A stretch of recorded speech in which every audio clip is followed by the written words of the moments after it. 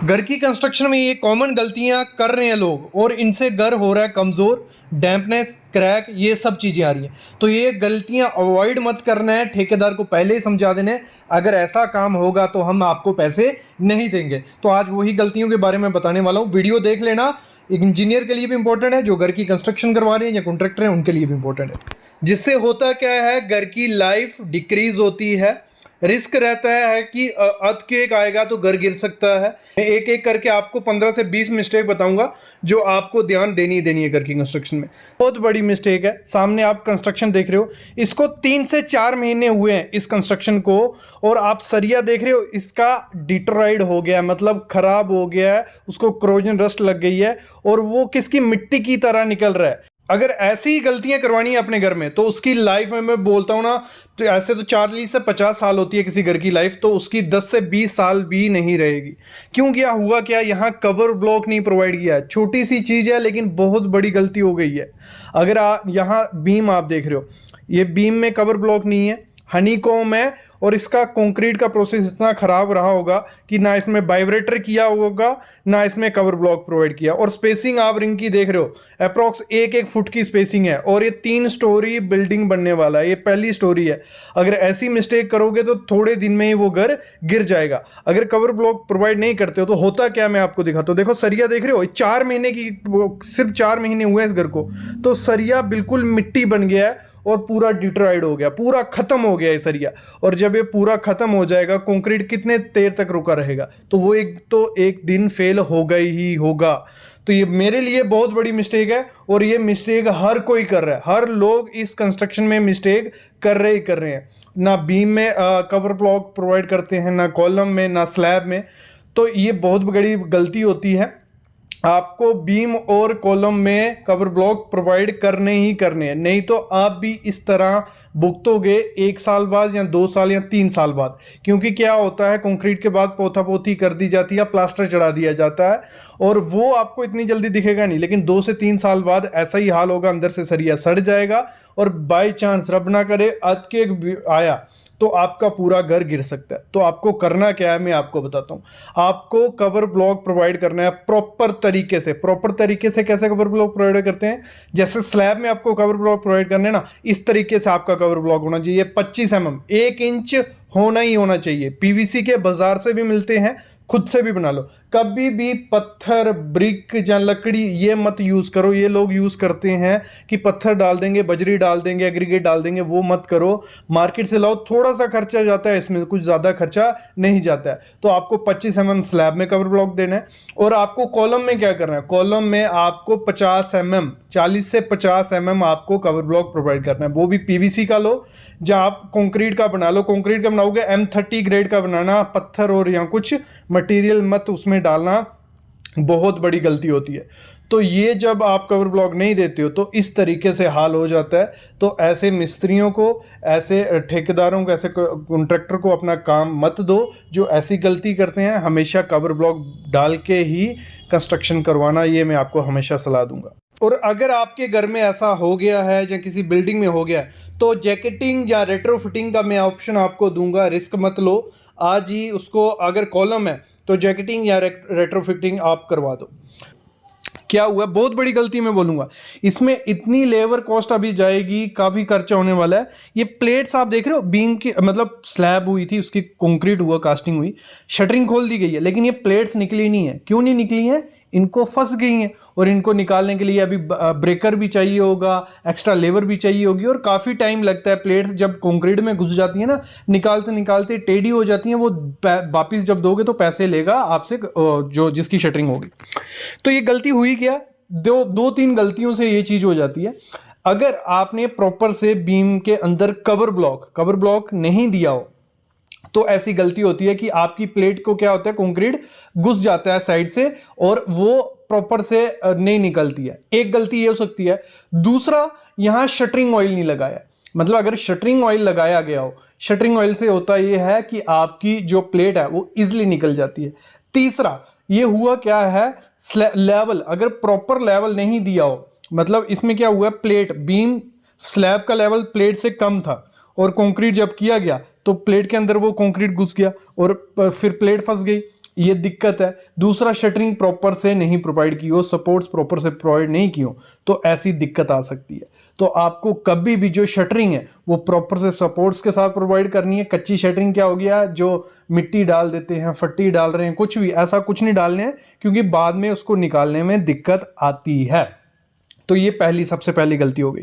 जब भी घर की कंस्ट्रक्शन कराओ, ये बेसिक पॉइंट है, कॉमन मिस्टेक, इसीलिए मैंने बोला जब भी घर की कंस्ट्रक्शन करवाओ एक बजट जरूर बनाओ। मतलब जब भी आपने सोचा कि आपका 1000 स्क्वायर फीट का घर है, 2000 स्क्वायर फीट का, पूरा प्लान आउट कर लिया कि हमारी ये ड्राइंग रहेगी, आर्किटेक्ट तो हायर करना ही करना है, मस्ट आर्किटेक्ट इस समय आपको हायर करना है। ये नहीं है कि कॉन्ट्रैक्टर ने बोल दिया जी हाँ मैं अपने हिसाब से इसको बना दूंगा, बस। आप इन्वेस्ट करने वाले हो पूरी लाइफ की कमाई उस पर, और 10 से 20 हज़ार नहीं देने वाले आर्किटेक्ट को, तो आपको ज़रूर आर्किटेक्ट को देना है। उससे आपको फ़ायदे होते हैं। 20 हज़ार देके आपको क्या क्या मिलता है, आपकी पूरी जगह कवर होती है, आपको रफ एस्टीमेट मिल जाता है कि आपको घर को बनाने में टोटल खर्चा कितना जाने वाला है। आप फिर उसके बाद एक प्रॉपर आर्किटेक्ट हायर कर सकते हो। जैसे मैं बात कर रहा था, घर को बनाने में पहले बजट बना लीजिएगा, फिर कॉन्ट्रैक्टर के साथ एग्रीमेंट मस्ट कर लो। एग्रीमेंट किया होगा तो आपको पूरा आइडिया रहेगा कितना खर्चा है, कितना कितना कब देना है, और पेमेंट की इंस्टॉलमेंट तय कर लो पूरी की, हमें इस तारीख को इतना काम हो जाएगा तो हम आपको 5 लाख देंगे, इतना काम हो जाएगा तो 5 लाख देंगे। तो पूरा अगर डिसाइडेड होगा, बजट भी होगा, तो आप पूरा प्लान आउट रखोगे। नहीं तो बीच में पैसा खत्म हो गया, जहां आपने ठेकेदार को पैसे दे दिए, ठेकेदार भाग गया, तो ये चीज़ें होने नहीं देनी है। और कॉन्ट्रैक्टर जब भी हायर करो आप, कॉन्ट्रैक्टर को आपको इस तरीके से हायर करना है कि उसके पुराने काम 4-5 काम आपने देखने हैं। ये नहीं कि सस्ते में बोल रहा है, बाकी जो मार्केट रेट चल रहा है 1300-1400 रुपये पर स्क्वायर फीट, और आपको कोई कॉन्ट्रैक्टर बोलता है कि आपको 1200, 1250 या 1300 में करके दे देंगे। लेकिन मिल रहा है अच्छी बात है, लेकिन उसका पुराना काम देख लीजिए, उसका क्या तरीका है काम करने का, वो सब चीज़ें पता करके एक प्रॉपरली हायर करोगे कॉन्ट्रैक्टर तो अच्छा रहेगा। मोस्टली जो कॉमन मिस्टेक लोग करते हैं कॉन्ट्रैक्टर को चूज़ करने में दिक्कत, वो उसका पुराना काम नहीं देखते हैं, कम रेट में उसको काम दे देते हैं, बाद में वो आधा काम छोड़ के भाग जाता है, पैसे ले जाता है। ये काफ़ी चीज़ें देखने को मिलती है। ना मैं किसी कॉन्ट्रैक्टर को जज कर रहा हूँ, कुछ कॉन्ट्रैक्टर की बात हो रही है, बस गाइडेंस आपके लिए। फिर हम बात करें या जो यहाँ आप देख रहे हो, यहाँ क्या किया गया, कॉलम है, ठीक है, कॉलम फुटिंग की जा रही है। कुछ लोग क्या करते हैं, शटरिंग की जगह ब्रिक वर्क यूज करते हैं, ब्रिक यूज करते हैं, ब्रिक लगा देते हैं और उसमें कंक्रीट कर देते हैं। तो इसमें होता क्या है, एक तो मेरे ख्याल में कोई खर्चा इसमें नहीं बच रहा। आपकी जो ब्रिक यूज कर रहे हो वो जब निकालोगे आधी टूट जाएगी, आधी खराब होगी, इसको लेबर साफ करने में लगेगी, वो जो उतना शटरिंग का खर्चा आपको पड़ेगा। दूसरी चीज, इसमें प्रॉपर ना आप वाइब्रेटर चला सकते हो, ना आप प्रॉपर कॉम्पैक्शन कर सकते हो कि भाग नहीं जाए। और होता क्या है, हनीकॉम्ब निकलता है बाद में, और ये मतलब मेरे ख्याल में ये अच्छा प्रोसेस नहीं है। कभी भी आपको कहीं भी शटरिंग कंक्रीट करना है, वहाँ प्रॉपर शटरिंग आपकी होनी चाहिए और प्रॉपर कॉम्पैक्शन आप करोगे तो कोई दिक्कत नहीं आएगी, एक प्रॉपर स्ट्रेंथ मिलेगी। देखो ये बेस में ही कर दिया, मतलब ये फुटिंग है, और फुटिंग में ही अगर ये काम कर दिया तो ऊपर स्ट्रक्चर बनकर क्या करेगा, स्ट्रक्चर तो प्रॉपर लोड डिस्ट्रीब्यूट कर ही नहीं पाएगा, वो दिक्कत आएगी, ठीक है ना। और जो फुटिंग की डेप्थ होती है वो चूज करता है कॉन्ट्रैक्टर आपका। यहाँ आप, मैंने जैसे कहा, आर्किटेक्ट आपको हायर करना है, लोग आर्किटेक्ट हायर नहीं करते हैं मोस्टली यार। 100 में से 50% लोग आर्किटेक्ट को हायर नहीं करते कि इनको क्या है, इनको कुछ पता नहीं है। मैं आर्किटेक्ट की बात कर रहा हूँ, सिविल इंजीनियर की नहीं। यहाँ पे ध्यान देना, आर्किटेक्ट अलग चीज है, सिविल इंजीनियर अलग चीज है। तो आर्किटेक्ट आपको हायर करना है, उससे प्रॉपर आपको फुटिंग की डेप्थ डिसाइड करनी है। कॉन्ट्रैक्टर क्या करते हैं, पुरानी कंस्ट्रक्शन करके आए होते हैं, उस हिसाब से जहाँ पे उन्होंने कहा था कि 6 फीट हमने हाइट दी थी भाई पिछले घर में, तो यहाँ भी 6 फीट कर दो, डबल स्टोरी बनने वाली है। यहाँ सॉइल की कंडीशन अलग होगी, वहाँ सॉइल की कंडीशन अलग होगी, वहाँ स्ट्रक्चर अलग होगा, यहाँ स्ट्रक्चर अलग होगा। उसी पे मत जाओ, ये बहुत बड़ी गलती होती है। वो उसी पे जाते हैं, फिर कॉलम का साइज भी वही दे देते हैं, कॉलम का सरिया वही दे देते हैं, कई जगह 12 का लेंथ यूज कर रहे हैं, कई जगह 16 का। ऐसा कभी नहीं करना, ये बहुत बड़ी गलती होती है। इस गलती को नजरअंदाज मत करो, ये कॉमन मिस्टेक है। इन मिस्टेक को, मतलब जो आप पहले ही प्लानिंग कर रहे हो ना, अगर प्लानिंग में गलती कर दी, आगे तो गलती होने ही वाली है। अभी थोड़ी मिस्टेक मैं आपको बताता हूँ जो साइड पे होती हैं घर की कंस्ट्रक्शन के दौरान। ये बेसिक गलतियां हैं। ये ऐसी वीडियोस अगर आप डिमांड करोगे, आप कमेंट करोगे सर ऐसी वीडियोस लाओ, हमें मजा आ रहा है, तो इस पे कोई 10 से 20 वीडियो बन जाती हैं। क्योंकि घर की कंस्ट्रक्शन में जितनी गलतियां होती हैं उतनी मेरे ख्याल में कहीं नहीं होती हैं, क्योंकि ना कोई क्लाइंट है देखने वाला, ना आपको नॉलेज है। जहां आप देख रहे हो ये क्या हुआ है, ये घर की कंस्ट्रक्शन हुई है, यहाँ पे डीपीसी नहीं की है, क्या डैम प्रूफ कोर्स नहीं किया है। और होता क्या उससे, अगर डैम प्रूफ कोर्स नहीं करते हो तो नीचे से आपने देखा होगा कोई 3 फुट के एरिया में या 1 मीटर के एरिया में आपका जो प्लास्टर प्लास्टर है वो निकलने लग पड़ता है, थोड़े टाइम बाद पपड़ी बनने लग पड़ती है, जहाँ आपका पेंट निकलने लग पड़ता है, वो होता है डीपीसी प्रोवाइड नहीं किया। और डीपीसी क्यों प्रोवाइड नहीं करते? उसमें कुछ ज़्यादा खर्चा नहीं होता है, ना कुछ ज़्यादा टेक्नोलॉजी लगती है, बस नॉलेज नहीं है, ना कॉन्ट्रैक्टर इस चीज़ पे ध्यान देता है, ना आपको नॉलेज होता है। तो होता क्या है, ऐसी गलती हो जाती है। तो आपको जब भी अपने घर की कंस्ट्रक्शन करवानी है तो डैम प्रूफ कोर्स आपको जरूर करवाना है। भले आप कंक्रीट करवाओ, भले बिटुमिन यूज करो, भले कोई chemical water proofing chemical use करो, अगर ये सब चीजें यूज करोगे तो आपके नीचे से जो सीपेज होती है पानी की ब्रिक के थ्रू, वो होगी नहीं, ना आपके घर में पपड़ी बनेगी, ना ऐसे प्लास्टर निकलेगा। और एक रीजन और भी होता है प्लास्टर निकलने का, अगर जो प्लास्टर में सिल्ट कंटेंट बहुत ज्यादा है, सिल्ट कंटेंट भी एक लिमिट तक होना चाहिए। जहां प्लास्टर में मिट्टी बहुत ज्यादा है, जहां प्लास्टर जो सीमेंट रेशियो कम है, तो उस कारण से भी हो सकता है। लेकिन आपको ये चीज ध्यान देनी है, ऐसी गलती आपको नहीं होने देनी है। नेक्स्ट यहां आप देख रहे हो ये गलती क्या है, ये हुई है गलती जो प्रॉपर जो सीमेंट रेशियो नहीं होती है, और जब कॉलम को 17 से 20 घंटे पहले आप खोल दो, मतलब शटरिंग दूसरे कॉलम को लगानी है और सर्दियों का मौसम चल रहा है, आप देख रहे हो फॉग पड़ी हुई है, तो मिनिमम आपको 24 से 48 घंटे रखना है यार कॉलम को। अगर आप पहले खोल दोगे तो ऐसा आपको दिखेगा कि जो उसके कॉर्नर्स होते हैं, एजेस होते हैं, वो टूट जाते हैं और ऐसा कॉलम कुछ दिखता है। इस कॉलम का कुछ मतलब ही नहीं है ना जब इस पे लोड आएगा, क्योंकि इसमें क्रैक्स बने हुए हैं, आप देख रहे हो पहले से इसमें क्रैक्स हैं, और जब इसमें लोड आएगा तो ये फेलियर की तरफ आपको ले जाएगा। जो जॉइंट बना है दोनों का, नीचे का कॉलम देखो और ऊपर का कॉलम, ये मेरे को लगता है ये ऐसा लग रहा है कि जो मिक्स रेशियो उसमें यूज की गई है वो M10 की यूज की है। तो ये कॉन्ट्रैक्टर पे आपको नजर रखनी पड़ेगी कि प्रॉपर मिक्स रेशियो कर रहा है नहीं कर रहा। भले आपका मटेरियल है लेकिन वो आलसपनी के माना ये कर देते हैं। यहां पे आप देख रहे हो ये गलती क्या है, यहां है कि यहां पे जो शटरिंग की गई है ना, वहां पे ब्रिक यूज की गई थी। देखो यहां प्लेट चिपकी हुई है, वहां पे शटरिंग ऑयल यूज नहीं किया होगा, कई जगह पे कुछ चिपका हुआ है। इसमें बहुत ज्यादा लेबर जाती है, मानो नहीं मानो, इसमें इतनी लेबर आपको लगेगी सामान निकालने में जितना आप अच्छे से प्रॉपर शटरिंग करने में नहीं लगेगी। ये क्या होता है, क्यों होता है? ये होता है कॉन्ट्रैक्टर की वजह से। आप सस्ते रेट में कॉन्ट्रैक्टर को देते हो, वो कॉन्ट्रैक्टर का काम क्या होता है? जल्दी जल्दी काम निकालना, और इस चक्कर में वो ऐसी गलतियां कर देता है। तो जो आपको ये गलतियां नहीं करने देनी है, ये बहुत बड़ी मिस्टेक होती है। नेक्स्ट इसी में गलती एक दिख रही है, आपको दिख रहा होगा स्लैब में डैम्पनेस जैसी दिख रही है। ये डैम्पनेस कैसे है? प्रॉपर से स्लैब में कॉम्पैक्शन, जब कंक्रीटिंग हो रही थी, जहां तो शटरिंग प्रॉपर से नहीं होगी, यहाँ क्या होगा, कॉम्पैक्टर जो वाइब्रेटर होता है वो प्रॉपर से यूज नहीं किया होगा, तो डैम्पनेस दिखने लग पड़ी है। और ये डैम्पनेस धीरे धीरे बढ़ जाती है, और पूरे छत में डैम्पनेस जब आ जाएगी, जो आपका स्टील उसमें यूज किया गया होगा, वो अगर आपने 12 mm का किया ना, वो डिट्रॉइड होते क्रोजन उसको लग जाएगी, धीरे धीरे वो 6 mm का नहीं रहेगा, और फ्यूचर में वो क्लैप्स करने के कगार पे पहुंच जाता है। तो ये गलती को आपको नहीं होने देना है। अगर आप अपने घर की कंस्ट्रक्शन करवा रहे हो तो पहले ही मेंशन कर देना है स्लैब में कि आपकी मिनिमम 6 mm की थिकनेस रखो, प्रॉपर वाइब्रेटर करो, प्रॉपर लीकेज हो नहीं। इसी में एक और नेक्स्ट गलती निकल आती है जब कर रहे होते हैं शटरिंग, तो उसमें जो होता है ना, देखो यहां आप दिख रहे हो स्लरी है जो निकल रही है, ये क्या हो रहा है? जो प्रॉपर गैप्स होते हैं प्लेट्स के बीच, या आपने कुछ भी यूज किया है शटरिंग के लिए, तो उसमें अगर प्रॉपर गैप हो नहीं हो, मतलब गैप को फिल नहीं किया हो, तो वो गलती हो सकती है। और नीचे आप सपोर्ट्स देख ही सकते हो, जो बल्लियां यूज की गई हैं उसके नीचे कितनी ब्रिक लगी है। ये तो ठीक है, मतलब कुछ नहीं हो रहा है, सेटलमेंट नहीं हुई, लेकिन कभी कभार अगर लोड बढ़ जाए, जहाँ नीचे से कुछ हिल जाए, तो इसमें बड़ा हादसा हो सकता है। तो जो आपको जो वर्टिकल सपोर्ट्स प्रोवाइड करनी है, जहाँ तो प्रॉपर लेंथ की वो हो, जहाँ प्रॉपर नीचे प्लेटफॉर्म बनाओ, उसके ऊपर वो करो। जहाँ जो टेका आता है आजकल आयरन स्टील का बना होता है टेका, वो यूज करो, तो प्रॉपर से वो शटरिंग कहलाती है। तो ये चीजें भी आपको ध्यान रखनी है जबकि घर की कंस्ट्रक्शन करनी है। मैं कॉमन मिस्टेक स्टार्टिंग में क्यों बोला था, ये कॉमन मिस्टेक ही है, ये हर जगह की होती है, और लोग एक्सेप्ट कर लेते हैं कि नहीं ये चलता है, ऐसे ही होता है, ऐसे ही काम चल रहा है। ऐसा नहीं हो रहा, आप खर्चा कर रहे हो। यहाँ आप देख रहे हो कॉलम, जो बीम है हमारा, बीम के बीच कंडक्ट पाइप डाली हुई है, कोई स्टील नहीं है व्हाइट कलर का, ये कंडक्ट पाइप है। और कभी भी आपको कॉलम और बीम के अंदर कंडक्ट पाइप नहीं रखनी है, हॉलो सेक्शन बन जाती है और फेलियर के चांसेस बढ़ जाते हैं। नेक्स्ट यहाँ देख रहे हो ये शटरिंग रेडी है, मतलब कंक्रीट होने वाला है कल इसका, और आप गैप देख सकते हो।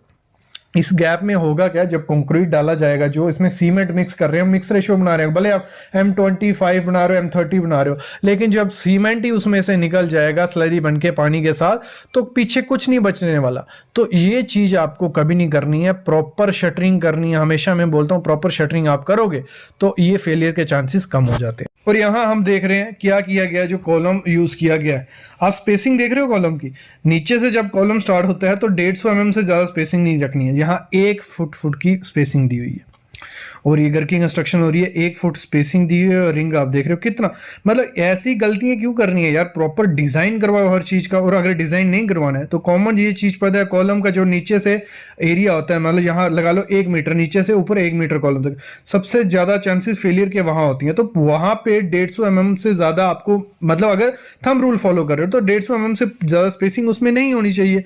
अगर प्रॉपर से डिजाइन कर रहे हो तो वो तो स्पेसिंग आपको मेंशन कर देगा। और यहाँ पे जो स्पेसिंग दिख रही है 150 mm, 200, 250, 300, 350, 1 फीट, तो इस हिसाब से अगर स्पेसिंग दोगे तो कॉलम किसी काम का नहीं है, वो प्रॉपर लोड डिस्ट्रीब्यूट नहीं कर पाएगा।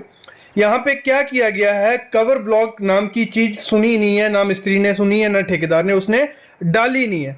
आपको क्या करना है, आपको कवर ब्लॉक मस्ट प्रोवाइड करना है, नहीं तो आपका भी क्या होगा। कॉलम की बात करें तो कॉलम की हालत देख रहे हो, मतलब सरिया बाहर दिख रहा है, हनी कॉम है, इसकी कोई क्वालिटी नहीं है, ना कंक्रीट की है ना वर्क की है। तो आपको कभी भी ऐसा कंक्रीट यूज नहीं करना है। वाइब्रेटर उसमें जो होता है, जो मिक्स करता है कंक्रीट को, वो यूज करना है और प्रॉपर से कवर ब्लॉक प्रोवाइड करना है। यहां सरिया बाहर दिख रहा है और जब सरिया बाहर दिखता है इसके ऊपर प्लास्टर कर देते हैं और वो प्लास्टर के अंदर पानी घुसता रहता है और सरिया आपका खत्म हो जाता है अंदर से, और थोड़े टाइम बाद क्रैक्स आने स्टार्ट हो जाते हैं घर में और घर गिरने के चांसेस भी होते हैं। तो आपको वाइब्रेटर भी यूज करना है, कॉलम में भी कवर भी प्रोवाइड करना है और अच्छा सा कंक्रीट आपको हमेशा यूज करना ही करना है। बहुत ज्यादा बड़ी मिस्टेक है, देखो क्या किया गया है, कॉलम है जो और बीम है, वो बीम कॉलम पे रेस्ट किया ही नहीं, मतलब उस बीम का कोई फंडा ही नहीं रहा, उसका कोई काम ही नहीं रहा, बेसिक ही खत्म कर दिया जो हमारे सिविल इंजीनियर के लॉ है। तो देखो ये जो कॉलम था इस पे बीम का रेस्ट होना चाहिए था, एक तरफ से बीम तो जो इस साइड का बीम है राइट लेफ्ट साइड का वो तो रेस्ट कर रहा है, लेकिन जो राइट साइड का मेन जो बीम है वो रेस्ट ही नहीं कर रहा और उस पे सेकेंडरी बीम सब रेस्ट कर रहे हैं। तो ये बहुत खराब है। एक तो ये एलिवेशन देने के लिए किया गया, लेकिन इसका रेस्ट करना इस पे जरूरी था। ये गलती आपको कभी नहीं करनी है, मतलब 10 mm से ज्यादा ऑफसेट कभी भी आपको बीम का कॉलम पे नहीं रखना है, ये चीज ध्यान रखना। और चौथी मिस्टेक क्या जी की जाती है, जो स्टीरअप होता है, रिंग होता है, उसमें प्रॉपर वे से हुक नहीं प्रोवाइड की जाती है। मेन चीज़ है हुक, जो वर्टिकल वार को पकड़ के रखती है। अब अगर हॉरिजॉन्टल उसमें अर्थक्वेक वगैरह आएगा तो वर्टिकल वार को एक एंकरेज भी देती है। ये आपको प्रॉपर तरीके से प्रोवाइड करनी होती है। कैसे मैं दिखाता हूँ आपको थियोटिकल इसका। देखो हुक आपको कैसे, ये आ गया हमारा एक रिंग है, मतलब स्टीरअप आ गया, ठीक है, रिंग आ गया हमारा, ये वर्टिकल बार ऊपर से देख रहे हैं। ये जो हुक प्रोवाइड करनी है आपको, ये आपको मिनिमम करनी है 10D। कितनी? 10D। 10D अगर समझे, अगर 8 mm का बार यूज कर रहे हैं तो 10 × 8 कितना हो गया, 80 mm आपको प्रोवाइड करनी है ये हुक, ठीक है, ये ध्यान देना है। और इसको प्रॉपर वे से आपको बेंड प्रोवाइड करना है, ठीक है। ये गलती काफी साइड पे की जाती है। इसको क्या करते हैं, या तो देखो ये हुक आया ना, हुक जो होगा वो ऐसे सीधा प्रोवाइड कर देते हैं, मतलब अंदर को नहीं प्रोवाइड करते। तो इससे कोई इसका मतलब ही नहीं रहता। अगर हुक प्रोवाइड करना है तो आपका उसका बेंड प्रॉपर 135 डिग्री होना ही होना चाहिए, ये ध्यान देना है आपको, ठीक है। जो हमारी वीडियो की 5वीं मिस्टेक है वो बहुत ज़्यादा बड़ी की जाती है साइड पे, या गांव में बोलो, क्योंकि गांव में इस चीज़ को नज़रअंदाजी किया जाता है मेरे ख्याल में। क्योंकि मैंने गांव में जितनी भी कंस्ट्रक्शन देखी है उनमें कवर ब्लॉक का कोई जिक्र तक नहीं होता है, मतलब कवर ब्लॉक को दिया ही नहीं जाती है कोई अहमियत। मतलब सीधा सरिया डाला, कंक्रीट डाल दिया, और जहाँ वहाँ एग्रीगेट कोई पत्थर वगैरह होगा, पॉसिबल होगा, वो घुसा देते हैं। तो ये बहुत बड़ी गलती की जाती है। आपको कवर ब्लॉक यूज करना ही करना है, कॉलम है, बीम है, कुछ भी है, कवर ब्लॉक करना ही करना है। और आपको कॉलम में कितना कवर ब्लॉक करना है, 50 mm मिनिमम कवर ब्लॉक आपको उसमें प्रोवाइड करना ही करना है। और जिन्होंने कवर ब्लॉक नहीं देखा है, क्योंकि काफी मेरे को कमेंट आते हैं सर कवर ब्लॉक हमें नहीं पता चल रहा है, टेक्निकल वर्ड है, तो ये सामने जो है ये कवर ब्लॉक है। मतलब जो भी सरिये को 50 mm दूर रखेगा कंक्रीट से, तो वो चीज कवर ब्लॉक होगी उसको। इसका मैं एक आपको वीडियो दिखा देता हूं लगाते कैसे हैं, तो थोड़ा आपको इसका आइडिया हो जाएगा कि कवर ब्लॉक का काम क्या है। देखो सामने आप देख रहे हो क्या होता है, जो भी मतलब जहां शटरिंग की होगी उसके और सरिये के बीच आपको कवर ब्लॉक डाल देना है। तो इससे क्या होगा, थोड़ा कवर मिल जाएगा। और बाद में क्या होगा, अगर बाई चांस कोई वॉइड भी रह जाता है कंक्रीट में, तो आपकी जो स्टील बार होगा वो क्रोजन नहीं पकड़ेगा और खत्म नहीं होगा। मैं थोड़ा सा आपको दिखा देता हूँ, अगर आप कवर ब्लॉक नहीं प्रोवाइड करोगे प्रॉपर वे से तो क्या होगा। सामने आप देख रहे हो इसमें 5 mm का भी कवर नहीं था, सिर्फ प्लास्टर से इस चीज को ढका गया था। कुछ टाइम बाद क्या हुआ, थोड़ा पानी उसको लगा और क्रोजन पकड़ा सरिये ने, तो वहां से धीरे धीरे कंक्रीट मतलब जो प्लास्टर था वो छूटने लगा और सरफेस ऐसा एक्सपोज हो गया। और ये काफी खराब चीज है, धीरे धीरे क्रैक बढ़ जाएंगे और पूरी बिल्डिंग खराब सी दिखेगी। जो मिस्टेक की गई है वो की गई है पाइपिंग के दौरान, जो हमारे इलेक्ट्रिक पाइप एम्बेड करते हैं कंक्रीट में, उसमें क्या किया गया, एक ही जगह सब दे दिया, जहां की अगर इधर 10 mm का भी एग्रीगेट आता होगा वो भी वहां जाएगा नहीं, वहां एक वीक सेक्शन बन जाएगी। फ्यूचर में अगर उधर लोड आया तो वो टूट सकती है, क्रैक आ सकता है। तो हमेशा यहाँ तो वहां कटआउट प्रोवाइड करो, या तो इतनी स्पेसिंग दे दो कि उसमें आपका 20 mm 40 mm का जो एग्रीगेट यूज कर रहे हो वो घुसना ईजी हो जाए। अगली जो गलती की गई है वो क्या है, देखो जो आप प्रोवाइड करते हो इसको मतलब देसी सिंपल लैंग्वेज में बोलें अगर, तो इसको बोलते हैं कच्ची शटरिंग। तो कच्ची शटरिंग में आपको इस तरीके से करने में कोई दिक्कत नहीं, लेकिन ऐसे करनी है कि आपकी जो स्लरी हो वो नीचे नहीं गिरनी चाहिए। तो यहाँ जो फट्टी प्रोवाइड की है इसमें काफ़ी ज़्यादा जगह 30 से 40 mm, यहाँ से पूरी स्लरी नीचे निकल जाएगी, ऊपर सिर्फ एग्रीगेट बचेगा, बाद में हनीकॉम दिखेगा। इधर आप टेप लगा सकते हो, इसको अच्छे से प्रॉपर वे से कर सकते हो। अगली जो गलती है वो मैंने देखा है हर कंस्ट्रक्शन साइट में की जाती है, अगर आप काम कर रहे हो या फ्रेशर हो, ये कवर ब्लॉक की गलती की जाती है। जब भी बीम प्रोवाइड करते हैं उसका जो सरिया रहता है उसको उसका कवर माइनस नहीं करते, अगर कवर माइनस भी किया है जहाँ बैंड माइनस नहीं करते तो एलोंगेशन होके वो बड़ा ज़्यादा लंबा सरिया हो जाता है। और देखो शटरिंग से बिल्कुल 0-0 टच हो रहा है, यहाँ तो मतलब कंक्रीट जाएगा ही नहीं और ये सेक्शन इतनी वीक हो जाएगी कि बाद में क्रोजन लग के खराब होने लग पड़ेगी। और यहाँ देखो 10 mm कवर, तो ये गलती हर कंस्ट्रक्शन साइट पे की जाती है। अगर आप एक अच्छे सिविल इंजीनियर हो, अगर आपको लाइफ में ग्रो करना है तो ये चीज़ें आपको इग्नोर करनी है, मतलब इनको बढ़ावा नहीं देना है और प्रॉपर वे से कवर हर जगह प्रोवाइड होना चाहिए। ये आपकी रिस्पॉन्सिबिलिटी होती है एज ए साइट इंजीनियर या सिविल इंजीनियर।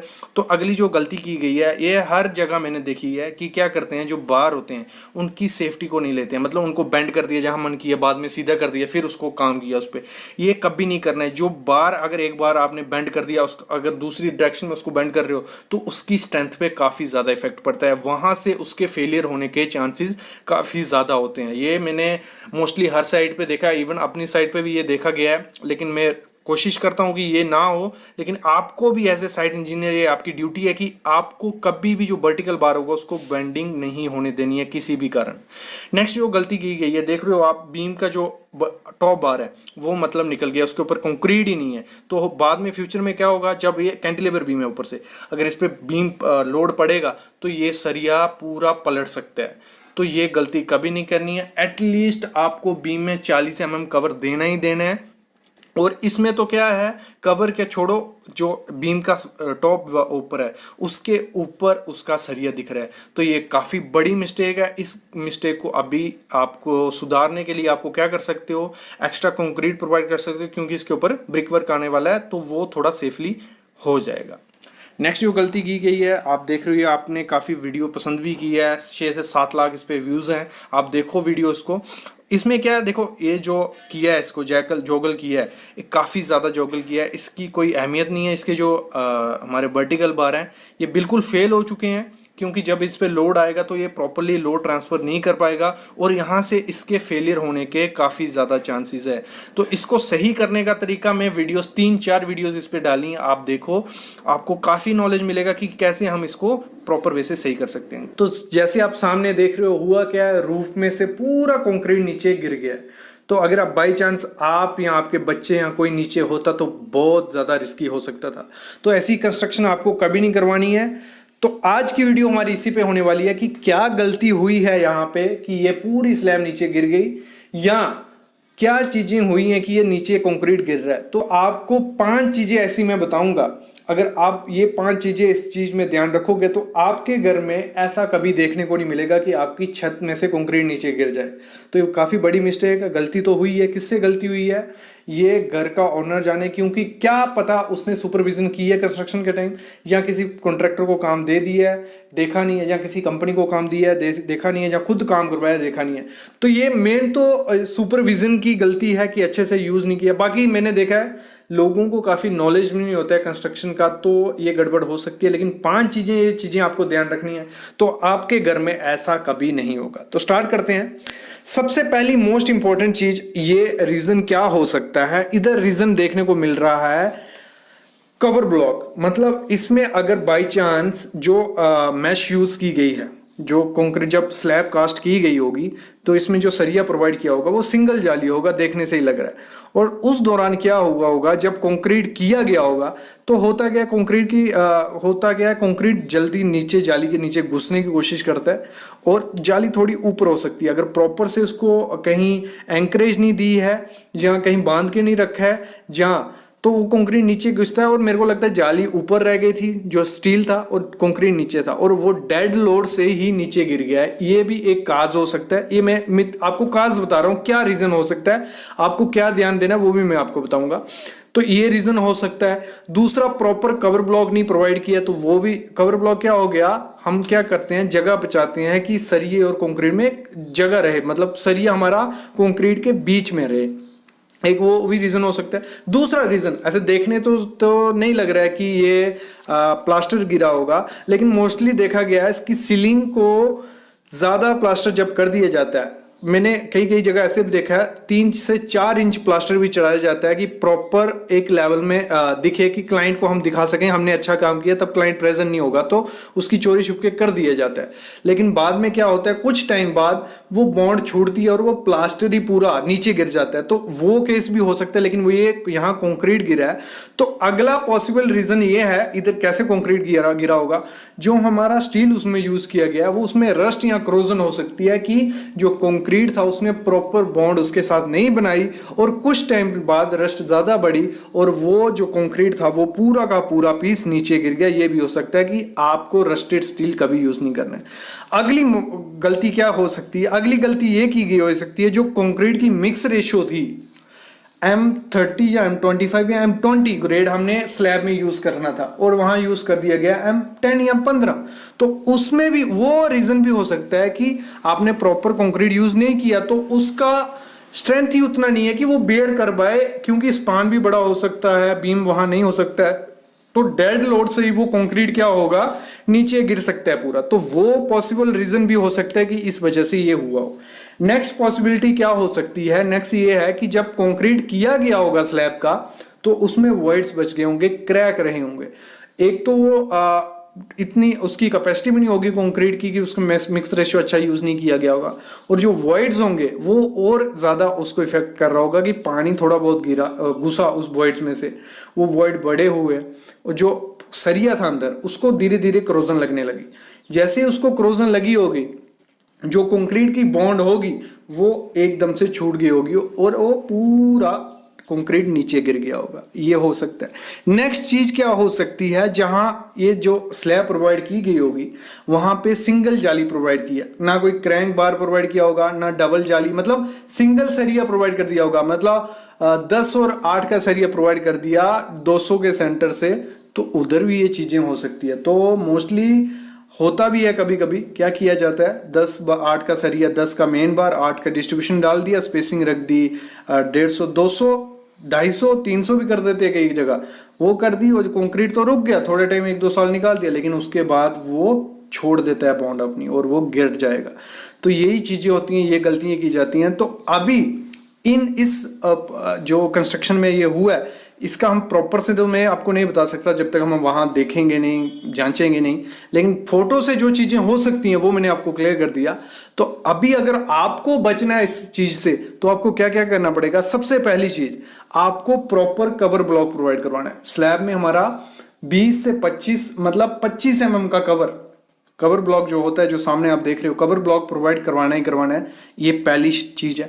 दूसरी चीज, आपको कभी भी रस्टेड स्टील, मतलब जो हाँ रस्ट रख गई हो, करोड़ हो गया हो, रस्ट क्या होती है, जो आप सरिया देखते हो, आप हाथ में उसको पकड़ के खींचोगे, आपका हाथ पूरा पीला बच जाएगा, वो रस्ट होती है।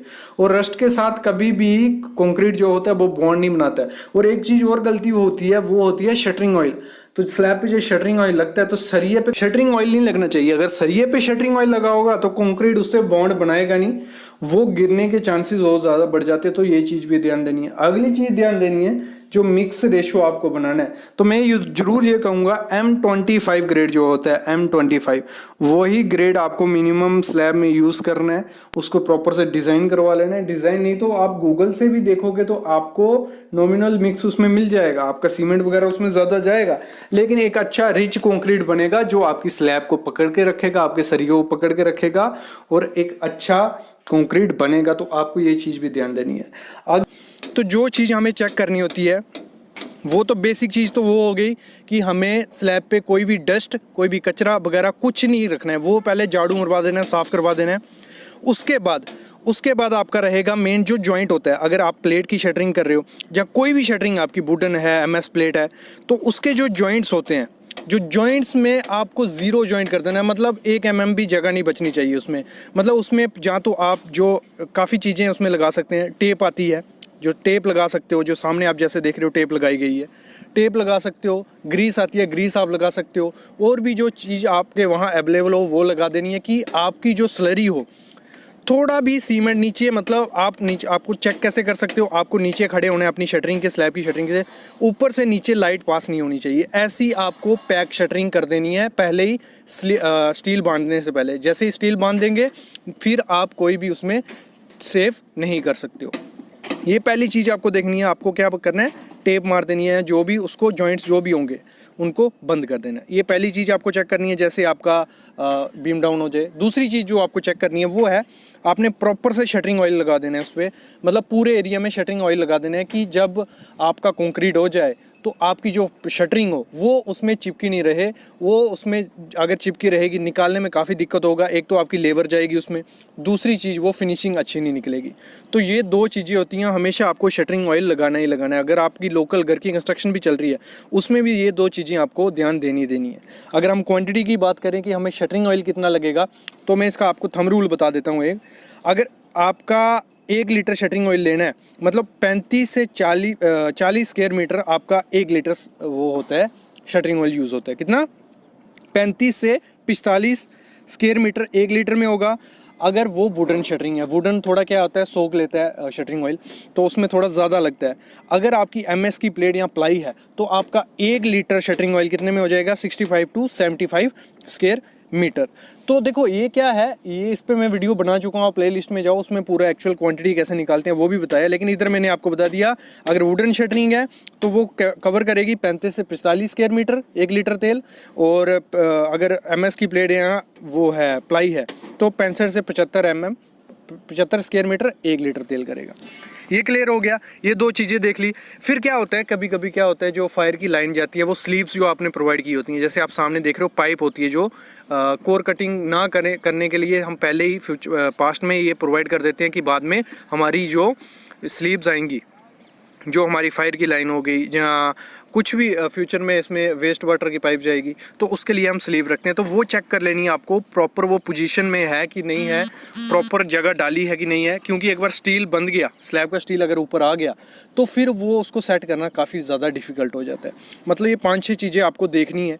बाकी तो आपको वो देख लेना है, बीम में जो डस्ट पड़ी होगी वो पहले ही आपको साफ़ कर देनी है। स्लैब की स्टील बांधने से पहले डस्ट हो गई, कवर ब्लॉक जहाँ चाहिए वहाँ आपको कवर ब्लॉक लगा देना है।